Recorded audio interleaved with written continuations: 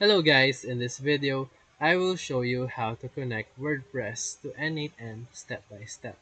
So step 1, open your WordPress admin panel and install the application passwords plugin if you are not using the built-in support.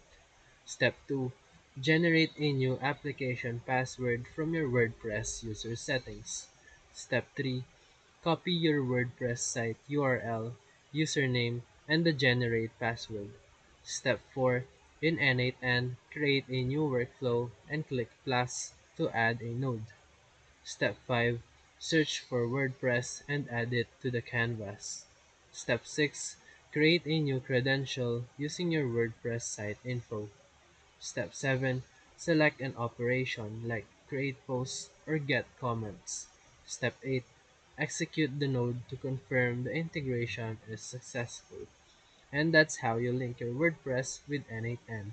So if this video helped you, feel free to like and subscribe for more quick tutorials, reviews, and comparison videos. Thank you for watching.